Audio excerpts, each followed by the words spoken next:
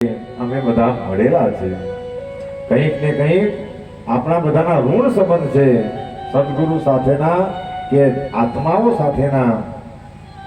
એટલા માટે આપણે બધા મળ્યા ને અહીંયા કથા સાંભળ્યા કરતા છે. આગલા જન્મમાં આપણે હું હતા તેની આપણને જાણ નથી, પણ સાંઈ બાબાએ આપણને બધાએ કંઈક ને કંઈક તો ચરણમાં રાખેલા જ હશે. એટલા માટે જ સાંઈ બાબાની કથા આપણે સાંભળી રહેલા છે. એટલા માટે એ ચરિત્રની અંદર એમણે એ પણ કહી દીધેલું, બાબાના સાક્ષાત શબ્દો છે કે કઈ સત્પણ કે એવા સંબંધ વિના કોઈને ત્યાં જતું નથી.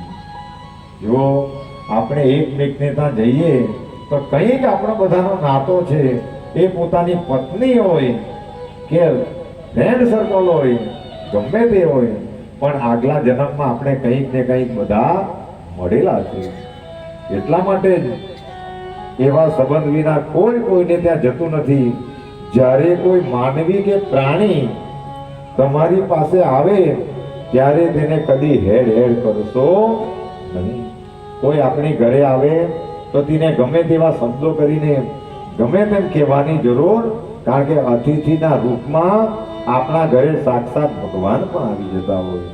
એટલે જ એ ગાણગાપુરની અંદર આજે પણ નિયમ છે, બધા જોઈ આવેલા છે ભક્તો, કે દત્ત ભગવાન ત્યાં જમવા માટે આવે અને ત્યાં આપણને બપોરે 12 વાગે દળિયા આપી દે, ભિક્ષા માંગવાની અને ભિક્ષા આપવાની, અને ભિક્ષા માંગેલું જ ખાવાનું આવે. પણ ત્યાં દત્ત ભગવાન જમવા માટે આવે ને આવે, અવતીર્ણ થાય.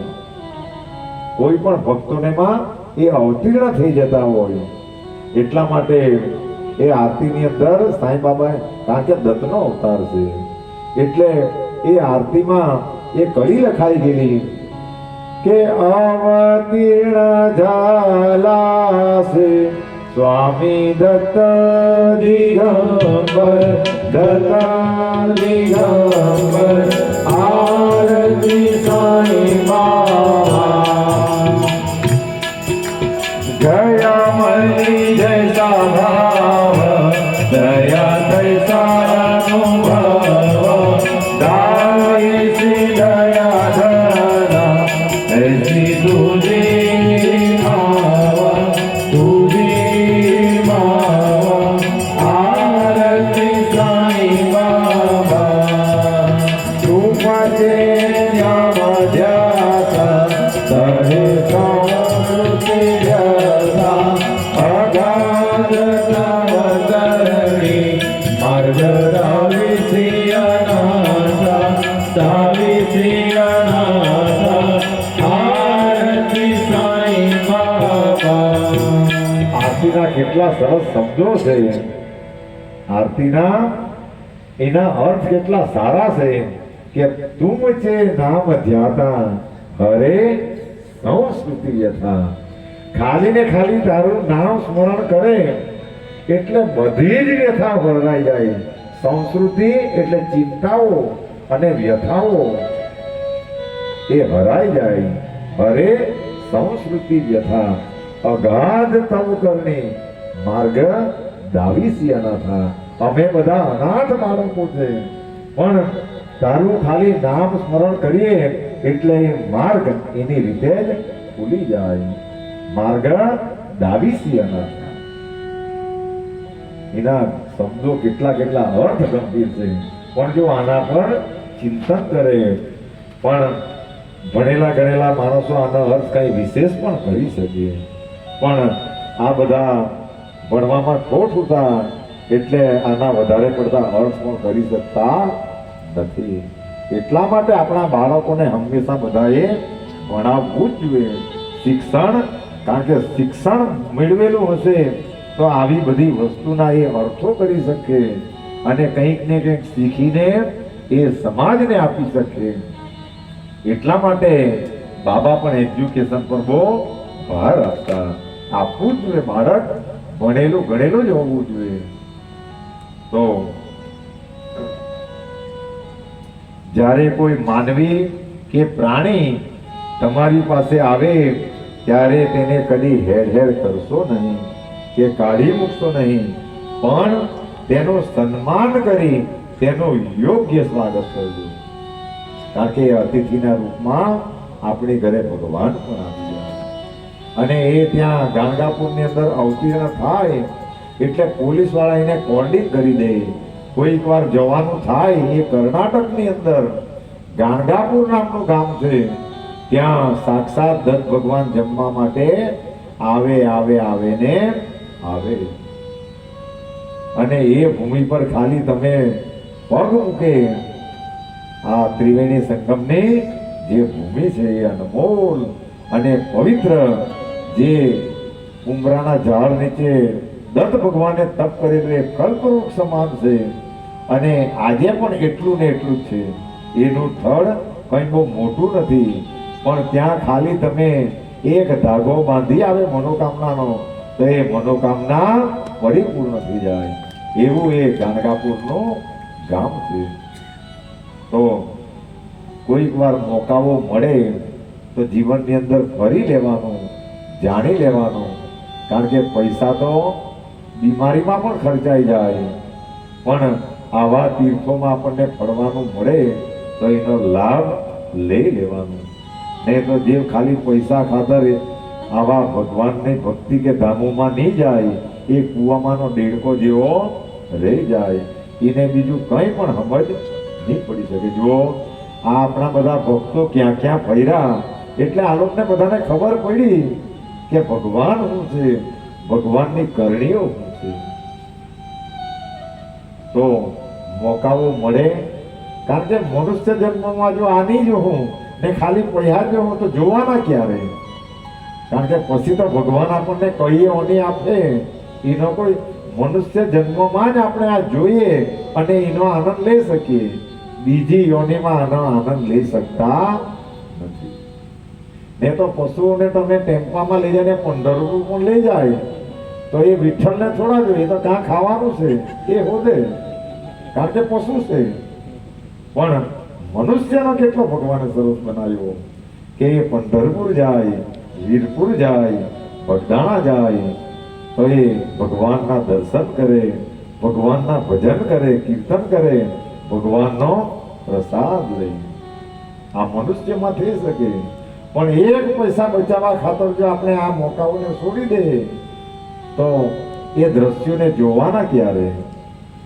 કારણ કે ભાવિ અવતાર તો જેવું આપણે કર્મ કરેલું હશે તેવો આપણને અવતાર મળે. જો એવું કેમ કહેવાય કે જે માણસો જીમાં જીવ લાખીને જાય તો તીમાં જ પછી એ માયાથી ખડાઈને જાય, એટલે ભગવાન તેને તે જગ્યા પર લાખી દે કે તને મેં મનુષ્ય બનાવીને પૃથ્વી પર મોકલાયો પોતાનું કલ્યાણ કરવા, પણ તું ખડાયેલી બાજ લઈને આવી રહ્યો, જીમાં ખડાઈને આવ્યો, જા તું ત્યાં જાય રહી અને એ વસ્તુને હાચવ્યા કર. તો એનો એક કિસ્સો બધા ધ્યાન દઈને સાંભળજો.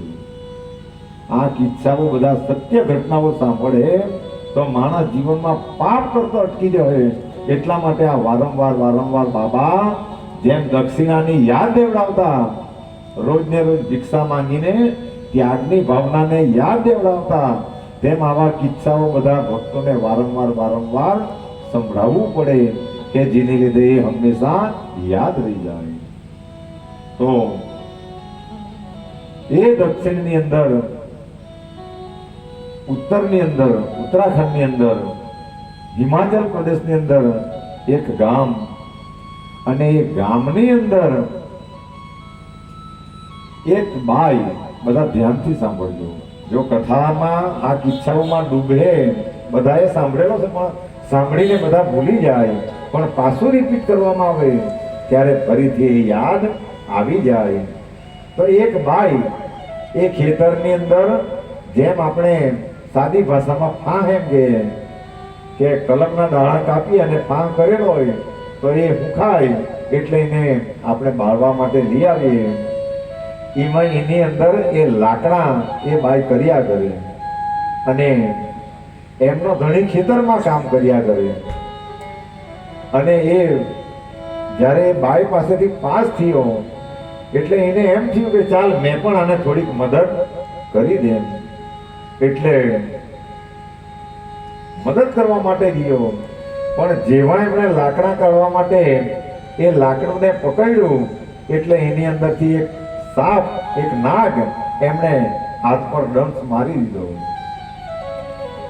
દંશ મારી દીધો, પણ એ નાગના દંશથી એની સ્થિતિ બગડી ગઈ. એ એટલી બધી બગડી ગઈ કે કદાચ એમ તો એ જાણકારે એમ કહ્યું કે એ એક લોઢિયો નાગ હતો. એની પણ નાગની પણ લોર રહી. એટલે જે એક લોરના હોય કે આ સંસારની અંદર કોઈ કોઈનું માનતો નહીં હોય, ગમે તેવા સમજાવીને પણ, તો તેને ભગવાન પછી આવા એક લોરિયામાં રહેવામાં લાગી ગઈ.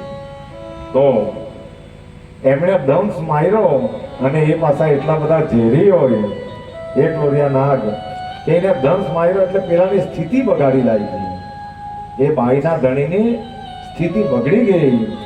એટલે તાત્કાલિક તો કાં લઈ જાય, પણ એમને તરત દવાખાને લઈ ગયા. દવાખાને લઈ ગયા. ડોક્ટર ગમે એટલો એના પર એના બાટલા ચડાવ્યા કે ઇન્જેક્શનો આપ્યા હશે, પણ એનથી પણ આ ભાઈને આરામ નહીં થયો. એ ઝેર ઉતર્યું નહીં.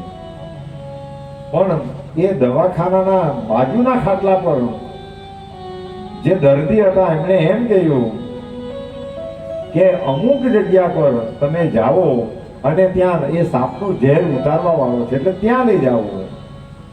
એટલે દવાખાનામાંથી રજા લઈને એ લોકો જ્યાં સાપને ઉતારે, આજે પણ આપણા ગામમાં હવે તો ઓછા થઈ ગયા, પણ પેલા અમુક ગામડાઓમાં સાપ ઉતારવા વાળા હતા અને ઉતારતા. અમારા પણ ગામમાં છે પંચલાઈમાં, આજે પણ ઉતારે.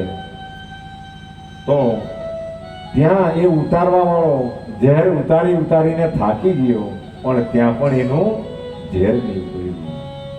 એટલે પછી ઝેર ઉતારવા વાળો એમ કહે કે આજ સુધી બધાના ઝેર ઉતાર્યા, ઉતરી ગયા, પણ આનું કેમ નહીં ઉતરે તે તો ખબર નહીં. પણ એ ઝેર ઉતારવા વાળાએ એમ કહ્યું કે એકવાર એક કેસ એવો આવેલો કે આના કરતા પણ ખરાબ સ્થિતિ હતી, પણ આ ડુંગરની તળેટીમાં એક મહાત્મા રહેતો છે, એના પર કંઈક આવી વિદ્યા છે કે એ ઉતારી લાગે. એટલે એમને લઈને, એ ઝેર ઉતારવા વાળા લઈને, એ ભાઈને લઈને એ લોકો એ મહાત્મા પાસે ગયા. અને મહાત્મા પાસે જઈને એમ કહ્યું, એ ધ્યાનગ્રસ્ત હતા, પણ કોઈક આવે એટલે ધ્યાન તૂટે. એ મહાત્માનું ધ્યાન તૂટ્યું અને તોડવું જ પડે, કારણ કે ઝેર ચડેલું હતું. એટલે જો હમણાં આપણે ગમે એટલા માળા લઈને બેહેલા હોય કે ગમે તેટલી પીલી છે, પણ કોઈ ઇમરજન્સીમાં આવ્યો તો આપણે એ માળાને પણ મૂકી દેવી પડે. હું કામ? જ્યારે કોઈના જાનનો જોખમ આવે ત્યારે આને નહીં પકડી દેવાય, ત્યારે આપણી ફરજ પૂરી કરવાની. ધીમા હરી રાજી રહે, પણ ત્યારે પણ ચાલ મરવાવાળાને મરવા દે, પણ મારો નિયમ તો ત્યારે તે નહીં ચાલે, ત્યારે મૂકી દેવાનું. આ માનવતા. કારણ કે હરિ પણ એ જ ચાહે કે આ માણસ મુશ્કેલીમાં છે. તો એ મહાત્માની ધ્યાનની તંદ્રા તોડી આ લોકોએ. અને પછી એને જોતાવે, એને ખાલી જોયો એટલે ઉતારવાળાને એમ કહ્યું કે આને તું હું કામ મારી પાસે લાવ્યો? આ તો સાંઈ બાબાએ પેલાને જા બદમાશ એમ કરીને કહેલું કે આને ઉતારી મૂક, આને ઉપર દ્વારકા માઈના પગથિયા પર ચલ હટ, એમ જેમ કહેલું તેમ એને એમ કહ્યું કે આને હું કામ તું મારી પાસે લાવ્યો? આ નકામો માણસ છે. પણ એની કોઈને ખબર નહીં પડી રહી. પણ ઝેર ઉતારવાવાળાએ એમ કહ્યું કે તમે આનું ઝેર ઉતારો. ની દવાખાનામાં કામ આપ્યું, મેં પણ પ્રયાસ કરીને થાકી ગયો, એટલે છેલ્લે તમારી પાસે લાવ્યા. પણ એ મહાત્માને એમ કહ્યું કે આનું કામ મારી પાસે નથી. હું કામ? એ ઝેર ઉતારવાળો એમ કે આના કરતા ખરાબ કેસ લઈ આવેલો, તેને તમે કેવી રીતે બચાવેલો? તો ત્યારે એ મહાત્મા એમ કે તેને બચાવેલો, તેના કર્મો ખરાબ નહીં હતા, પણ આના કર્મો ખરાબ છે. તો ત્યારે બધાને જાણવાની ઉત્કંઠા થઈ કે શું ખરાબ કર્મો છે. તો ત્યારે એ સંત મહાત્માએ એમ કહ્યું કે આજથી ઘણા વર્ષો પહેલા આને જમીનના ઝઘડામાં, બધા ધ્યાનથી સાંભળજો, આ જમીન જન્મો જન્મ કેવા બગાડે, જમીનના ઝઘડામાં એમણે એમના કાકાને માથામાં કોરાડીનો ઘા મારીને મારી નાખ્યો. જમીનના ઝઘડામાંથી બે લડાયા અને આ ભત્રીજાએ કાકાને એક ઝટકે માથામાં કોરાડી મારીને કામ રામ નામ સત્ય કરી નાખેલું. અને એ કાકો જમીનમાં માયા લઈને ભગવાનના ધામમાં ગયો. ભગવાન પાસે ખડાયેલી બાજ લઈને ગયો અને ઝઘડો જમીનનો હતો. એટલે એમણે એમ કહ્યું કે તને, એમ તો ભગવાને કહ્યું જ હશે કે તને મેં મનુષ્ય બનાવેલો અને તું આ લડાઈ ઝઘડા કરીને મરીને આવ્યો, જા પાછો. પણ એ કાકાને એમણે એકી ઝટકે મારી નાખેલો. એટલે એ કાકાને ભગવાને નાગની યોનિમાં રાખેલો. કારણ કે જે નું ચિંતન કરીને જાય તે જ ગતિ માણસની થાય. તો એ જીવને એક લોરિયો નાગ બનાવીને ભગવાને મોકલાવેલો. અને કે દિવસથી એ ભત્રીજાની વાટ જોયા કરે કે કઈ જગ્યાએ સકંજામાં આવે. અને આજના દિવસે સકંજામાં આવી ગયો. એમની પત્ની જ્યાં લાકડા કરતી હતી એ લાકડાના ફાંસિયામાં એ સુપાયેલો હતો અને જેવો હાથ મૂક્યો તેવો એને દંડ દીધો. દુનિયાની કોઈ પણ દવા કામ નહીં આવી. અને જ્યારે એ મહાત્માએ પણ પછી સારો નહીં કર્યો. શું કામ? કારણ કે કર્મનું બંધન બ્રહ્મા પણ તોડી શકતા. જીણે જેવું કરેલું તેવું જીણે. આ સત્ય ઘટનાને વાંચવામાં આવેલી ચિત્રલેખાની અંદર એવી ઘણી બધી આ દુનિયાની અંદર સત્ય ઘટનાઓ થતી હોય, પણ કોઈક વિરલા હોય તે આ બધી વસ્તુઓને ભેગી કરે અને સમાજના હિત માટે એને મૂકે. તો ત્યારે આમાંથી આપણને વિશેષ કંઈક ને કંઈક જાણવાનું મળે કે જે જાણવાથી આ માણસ પાપ કરતો અટકી જાય. એટલે બધાને કહેવા કરીએ કે આવી કંઈ જલારામ જ્યોત જેવી કે આવા સારા પુસ્તકોનો અભ્યાસ માણસે કરવો જોઈએ. આમાંથી કંઈક ને કંઈક આવું પરમ તત્વ આપણને મળી જતું હોય. તો કોઈને કાઢી મૂકશો નહીં, પણ તેનું સન્માન કરી તેનું યોગ્ય સ્વાગત કરજો. જો તમે તરસ્યાને પાણી, ભૂખ્યાને અન્ન, નાગા ઉઘાડાને વસ્ત્ર અને અજાણ્યા થાકેલાને સુવા બેસવા ઓટલો આપશો તો જરૂર તમારા પર શ્રી હરિની કૃપા. આ મુખ્ય વાત બાબાએ કહી હતી કે કોઈ માણસ મુશ્કેલીમાં હોય તો આપણે તેને મદદ કરવી જ જોઈએ. કારણ કે માણસ મુશ્કેલીમાં મુકાયો છે. કોઈ માણસ આપણી ઘરે આવી કોઈ ભૂખાયેલો હોય તો બનાવીને પણ ખવડાવવું જોઈએ. કારણ કે આપણે તેને બનાવીને ખવડાવીએ તો તેની અંદર બેઠેલો એ રાજી થાય. અને અંદર કોણ બેઠેલો? હરિ બેઠેલો. તો એ એક કર્મને કરી આપણે એની એ જઠરાગ્નિને તૃષા કરાવીએ તો અંદરથી સ્વતઃ એ આશીર્વાદ આપણને મળી જતા હોય. એ પરમ કલ્યાણ કરનારા. એટલે સાંઈ બાબાએ અંદાન માટે તો બહુ મોટી વાતો લખેલી કે જીવનની અંદર અંદાન એટલું બધું પવિત્ર છે કે જેમ હરિનું નામ સ્મરણ કરીને બધા જ સુખો મળે, તેમ આ જીવોને ખવડાવવાથી, અંદાન કરવાથી પણ આપણને બધા જ આશીર્વાદ મળે. એ જીવનનું પરમ કલ્યાણ કરનારા. એટલા માટે કહ્યું કે તરસ્યાને પાણી, ભૂખ્યાને અન્ન અને નાગા ઉઘાડાને વસ્ત્ર. એટલે આપણે એમ તો દર વર્ષે એકવાર કરતા છે. હમણાં 1-2 વર્ષથી જરા કાર્યો વધી ગયા, પણ આ વર્ષે હવે આવ્યું છે. આ વર્ષે આપણે એ વસ્ત્રદાન કરવા પણ કોઈ જંગલમાં જવું. આજથી જાહેર કરી દે કે આપણે બધા ભેગા કરીને એ વસ્ત્રને આપવા માટે જરૂરતમંદોને જવું. તો ઉઘાડાને વસ્ત્ર અને અજાણ્યા થાકેલાને સુવા બેસવા ઓટલો આપશું તો જરૂર તમારા પર શ્રી ઉતરશે જ. આ કાર્યો કરવું તો હરિની કૃપા ઉતરશે જ આપણા પર.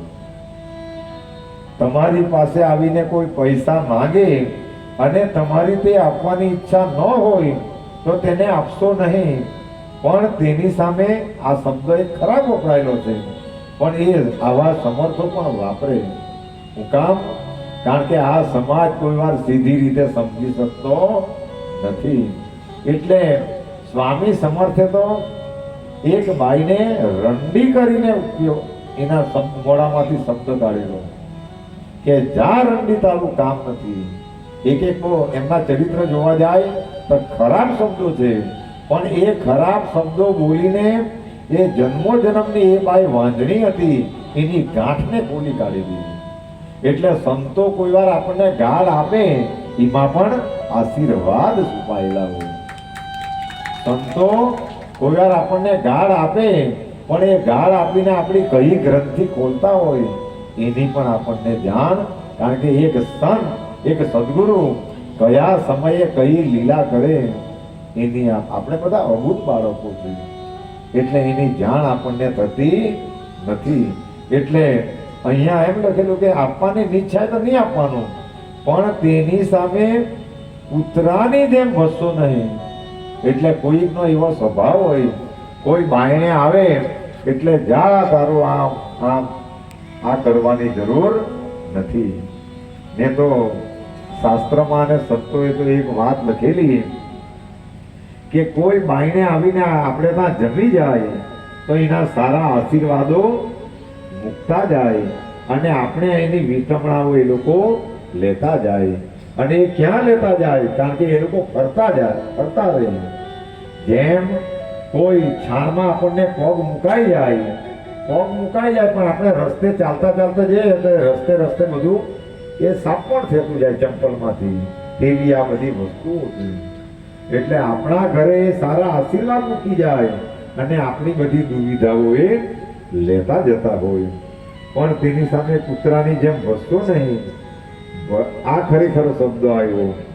ભલે કોઈ તમારી વિરુદ્ધ સેંકડો વાતો ને નિંદા કરે પણ તમે તેને બિલકુલ કરવો ઉત્તર દેશો જ નહીં. બધા સાયન્સ સચરિત્ર ખોલે તો 148માં પાના પર આનો ઉલ્લેખ છે. બધા લખી લેજો કે ફકરો કાલે આપણી આખી કથા પ્રેમ પર ચાલી, પણ આજે જીવનમાં ઉતારવા જેવી વસ્તુ તેને પણ ચાલતી છે કે કોઈ તમારી વિરુદ્ધ સેંકડો વાતોને નિંદા કરે તો કરે પણ તમે તેને બિલકુલ કરવો ઉત્તર દેશો જ નહીં. સદા સહનશીલ રહેશો તો અવશ્ય સુખી થશો.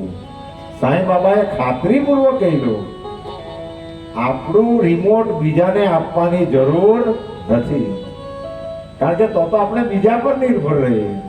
કોઈ આપણે સારું કહે કે આવો છે ને તેને લીધે આપણે નિરાશ થઈએ તો આપણું રિમોટ તીને હાથમાં છે. પણ આપણે બધા સાંઈ બાબાના ભક્તો છે, આને માર્ગે ચાલવા વાળા છે, એટલે આ વસ્તુ સાંઈ ભક્તના જીવનમાં ઉતરવી જ જોઈએ. એટલે કોઈ ગમે તે કહે પણ આપણું રિમોટ આપણા પર જ રાખવાનું, તો જ આપણે આ વદનને પ્રસન્ન રાખી શકીએ. અને ગણેશ વંદનાની અંદર એ વાત લખેલી છે કે પ્રસન્ન વદનમ ધ્યાયેત સર્વ વિઘ્નો પ્રશાંતયે. આપણું વદન જો પ્રસન્ન હશે તો વિઘ્નો પણ એમ જ શાંત થઈ જાય. પણ તકલીફ કાં છે કે આપણે કોઈ આટલીક વાત કહે એટલે આપણે મનથી ડામાડોળ થઈ જઈએ. એ કરવાની જરૂર, કારણ કે આપણું રિમોટ આના હાથમાં જ રાખવાનું. એટલે અને કહેવા વાળા કહેવા કરે પણ આપણે કોઈને ઉત્તર ખોટો આપવાની જરૂર અને બહેસ પણ કરવાની જરૂર નથી. હું કામ? કારણ કે એક દિવસે એ ગ્રુપની અંદર મેં વિડીયો મૂકેલો હતો કે એક શેઠ એક હોટલમાં રોજ જમવા જાય પણ નવા ગ્રાહકોને એને જમવા જાય. એ જમવા જાય અને ત્યાં એક છોકરો કામ કરે, એટલે એને ટીપ તો આપે જ પણ ઉપરથી બીજું પણ ઇનામ આપે. એ ઇનામ આપે પણ ઇનામમાં શું આપે કે એક 100ની નોટ મૂકે ને એક 500ની નોટ મૂકે. બધા વાત પર ધ્યાન આપજો. એ 100ની નોટ મૂકે અને એક 500ની નોટ મૂકે. એને પછી કહે કે ચાલ તું મારી બહુ સેવા કરી છે, આમાંથી જે ઉઠાવવાનો તે ઉઠાવ. એટલે પેલો છોકરો ખાલી ને ખાલી 100ની નોટ ઉઠાવે અને થેન્ક યુ એમ કરીને ગે લાગે. એટલે પેલો પછી એ નીકળી જાય એટલે એને દોસ્તાર હાથે આવેલો એટલે હસે, જોયું આ છોકરો કેટલો મૂર્ખ છે તે, એટલે વેટર છે. બાકી આ 500ની નોટ ઉઠાવેલી હતો તો આજે હોટલનો માલિક હતો. રોજ ને રોજ આમ ચાલે, નવા નવા એના દોસ્તારો સાથે આવે ને આ ખાલી મજા લેવા માટે આવે. પણ એક દિવસે આ ઘટના એક ભાઈ જોયા કરે અને એ ઘટના એમણે જોઈ કે એ છોકરો 100ની નોટ ઉઠાવીને ગયો અને પછી પેલા બહુ હૈસા, એટલે પેલા ભાઈને સહન નહીં થયું અને પેલા હસે એ જોયો એક નંબરનો મૂરખ છે.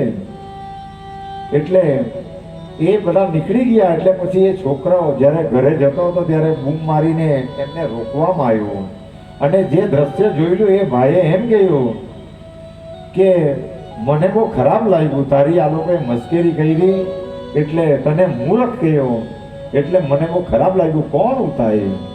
તો ત્યારે એ છોકરાએ એમ કહ્યું કે એ તો અમારા કાયમનો ગ્રાહક છે, એ રોજ આવે અને નવા નવા દોસ્તારોને લઈને આવે.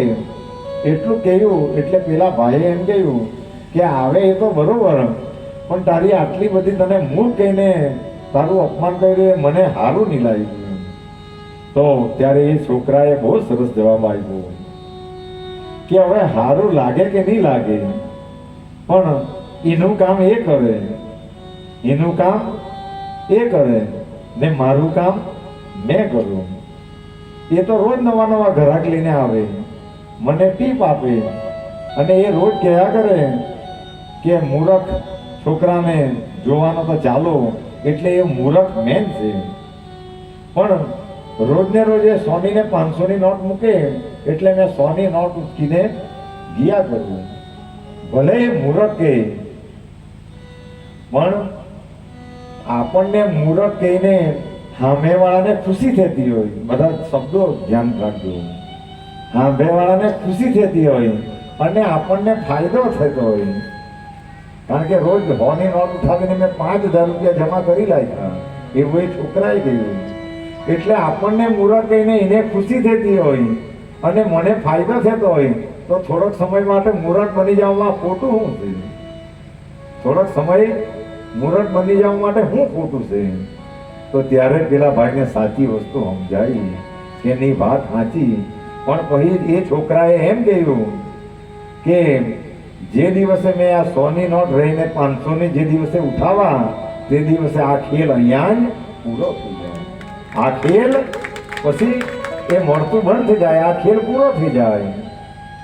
એટલે આ દુનિયાની અંદર આપણને જે કહેવા વાળા તે કહ્યા કરે, પણ જે દિવસે એ 500ની નોટ એટલે કે આપણે તેની સામે પ્રતિકાર કરતા થઈ જવું તે દાડે આપણે પણ આ કક્ષામાં આવી જવું. આ નિયમ બધાને લાગે.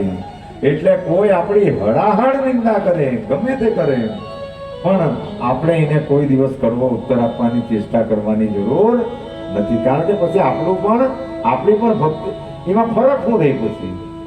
અને આ કદાચ આપણી પરીક્ષાઓ પણ હોય, પણ આપણને આનંદ એ વાતનો થાય કે જેમ છોકરું પરીક્ષા આપે અને રિઝલ્ટ આવે અને પાસ થઈ જાય તો એ હસતો હસતો જેમ આવે એનો આનંદ હોય. ને તો આપણે એકવાર પેપરમાં સાંભળેલું કે પરીક્ષામાં 7 વાર નાપાસ થયેલો અને પછી લગભગ ઉપર પાસ કે એવું થયેલું તો એના બાપે ગામમાં શોભાયાત્રા કાઢેલી. તેવો આપણો ઘાત છે. એટલે આવી બધી વસ્તુ જીવનમાં તો તેને કેટલી ખુશી હશે. 7મી વાર પાસ થયેલો કે એવું ગણે, 7મી વાર પાસ થયેલો અને એને ગામમાં જુલુસ કાઢેલું તો એ ભાગ્યશાળી કેટલા. ચાલ 7મી વાર તો 7મી વાર પાસ તો થયો. તેમ એક ભગત આપણા ધામ પર પણ આવતો હતો, એમને છોકરાને નિશાળમાં મૂકેલું પણ પહેલામાં આવ્યો અને 10 સુધી એકલા એને આવે ને ટીચરો ફરિયાદ કરતી હશે કે પોયરાને બેહાડો ઘેરે, પણ એ ભાઈઓએ જવાબ એવો આપેલો કે અમારા પર જો ઘેરે ટાઈમ હોય તો અહીંયા પૈસા ખર્ચીને શું કામ મૂકીએ, જો અમારા પર ટાઈમ હોય તો. પણ કોઈના પર ધ્યાન કદાચ નહીં અપાય અને એ છોકરું પહેલામાં આવ્યું અને 10 સુધી એકલા હીખ્યું હોય એટલે બાપ રાજી. એ બાપે એવું કહ્યું કે ચાલ પહેલામાં 10 સુધી એકલા હીખી ગયો છે એટલે 10માં આવતા આવતા 100 સુધી આવડી જાય, બહુ થઈ ગયું. આવી પણ શાંતિ માનવા વાળા આ જગતની અંદર ખરા. એટલે સંતોષી જીવડા એટલે માં 100 સુધી હીખો, ખાલી પૈસા ગણતા આવડવું જોઈએ, બીજું કઈ જ્ઞાન નહીં આવે તેને હાથે આપણે થોડી લેવા દેવાનું. તો એવું પણ કરવાની જરૂર નથી. તો બિલકુલ કડવો ઉત્તર દેશો નહીં, સદા સહનશીલ રહેશો તો અવશ્ય આ બાબાના ખાતરીપૂર્વક તો સુખી રહે. ભલે સમગ્ર જગત તમને ઊંધું જતું થઈ જતું લાગે તો પણ તમારે તમારું સ્થાન છોડશો, ભલે આખી દુનિયા ઊંધી જતી થઈ જાય. અને આ પાનાને વાંચજો બધા. સાંઈના ચરિત્રમાં, સાંઈ સચરિત્રમાં 148માં પાના પર આ વાત લખેલી છે, બાબાએ સાક્ષાત લખેલી છે. અને એ વારંવાર એટલા માટે વાંચી જવાનું કે આ વાંચવાથી, રોજને રોજ વાંચવાથી આપણા આચરણમાં ઉતરી જતી હોય, ત્યારે આવી કથાઓ સફળ થતી હોય, સાંભળેલું સફળ થાય. તમારું સ્થાન છોડશો નહીં. તમારા સ્થાન ઉપર રહીને આ સર્વ નાટકના રંગ જોજો. કેવા કેવા શબ્દો બાબાએ બધી વાત અંદર કહી દીધેલી કે નાટકના રંગ જોજો, કોણ શું કરે, કોણ શું કરી રહેલો છે. આ નાટકના રંગ તમે તમારા, આપણું સ્થાન છોડવાની જરૂર નથી. નાટકના રંગ જોજો. મારા તથા તમારા વચ્ચે જે ભેદની દિવાલ છે તે તોડી નાખજો. આ ખરેખરી એકત્વની વાત બાબાએ કહેલી કે જ્યાં મારું તારું આવે તો ભક્તિ પરાકાષ્ઠા એની પહોંચે. એટલે એ દિવાલ જો મારું ને તારું તમે છોડે, એ દિવાલને તોડે તો જ આપણા બેનો મિલનનો માર્ગ ખુલ્લો થશે. નહીં તો મારું મારું કરે તો ભેદની દિવાલ રહે. એટલે એ દિવાલને તોડવી જ પડે. કારણ કે આપણે આના પરથી બાબાએ એક બોધ્ય આપેલો કે આ દુનિયામાં કંઈ પણ આપણું નથી, બધી જ વસ્તુનો માલિક પરમાત્મા છે. એ વસ્તુ, એ ભેદ જ્યાં સુધી તૂટે નહીં ત્યાં સુધી માણસ દાન કરતો પણ નહીં થાય, પ્રેમ રાખતો પણ નહીં થાય અને એના મુક્તિના દરવાજા પણ ખોલી શકતા નથી. એટલે એ ભેદની દિવાલને તોડી નાખજો, જેથી આપણા મિલનનો માર્ગ ખુલ્લો થાય. તો જ આપણા મિલનનો માર્ગ ખુલ્લો થશે. ને તો જ્યાં સુધી ભેદની દિવાલ છે અને દિવાલની જ્યાં વાત આવે તો આપણે ઘણી જગ્યાએ સમાજમાં જોઈએ કે બે ભાઈઓ હોય, બંગલો બહુ મોટો હોય પણ વચ્ચે દિવાલ કરેલી હોય, એકમેકનું મોઢું પણ જોવા માટે રાજી નહીં થાય, તો એનું જીવન ધૂળધાણી છે. શું કરવાના એવી દોલત નહીં કે એક માયના પેટમાં આપણે બધા પાકીએ અને ખાલી એક આવી માયાવી વસ્તુની દિવાલ બનાવી દે તો શું કરવાના એને. અને એવા પણ ભાઈઓ જોયા છે કે જમીનમાંથી ઝઘડાયા, ભાઈ મૃત્યુ પામ્યો અને ભાઈના મયતમાં પણ નહીં ગયા. તો એવા ભાઈઓને શું કહેવું. એટલે કોઈક વાર એ કહેવત છે કે ભાઈ જેવો બેલી નહીં અને ભાઈ જેવો દુશ્મન નહીં. પણ આપણે બધા એક માયના પેટમાં પાકેલા છે એટલે સંબંધો હંમેશા સુધારવાના પ્રયાસ કરવું જોઈએ.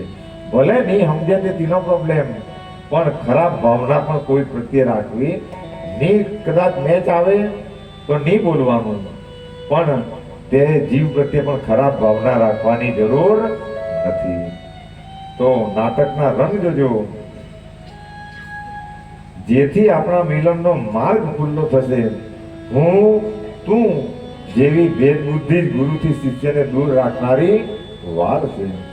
જ્યાં મારું ને તારું આવી જાય એટલે જો આ બધી મૂળ વાતો છે કે ગુરુથી શિષ્યને દૂર રાખનારી, જ્યાં હું ને તું આવી જાય એટલે ગુરુથી શિષ્યને પણ દૂર કરી દે એવી આ બધી વસ્તુ છે.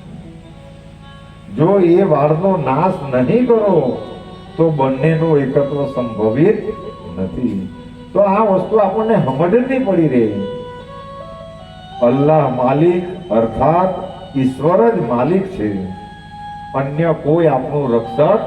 અને આ વાત સનાતન છે કે આ દુનિયાની અંદર ભગવાન સિવાય આપણું કોઈ પણ બેલી નથી. જ્યારે દુનિયાના ડોક્ટરો હારી જાય કે આ કેસ આપણા હાથમાં નથી, ત્યારે આપણે ભગવાન પાસે જ જવું પડે. કારણ કે ભગવાન સિવાય આપણને આ દુનિયામાં બચાવવા સિવાય બીજો કોઈ નથી. અન્ય કોઈ પણ આપણું રક્ષક નથી. પ્રભુની કાર્ય પદ્ધતિ અસાધારણ, અમૂલ્ય અને અગમ્ય છે. જો ભગવાન કયા સમયે લીલા કરે, કયા સમયે કેવી લીલા કરી દે તેની આપણને જાણ નથી. જો ભગવાનની કેવી પદ્ધતિઓ છે કે એ દશરથ રાજાએ શ્રાવણને માર્યો, ભગવાનની પદ્ધતિઓ કેવી છે.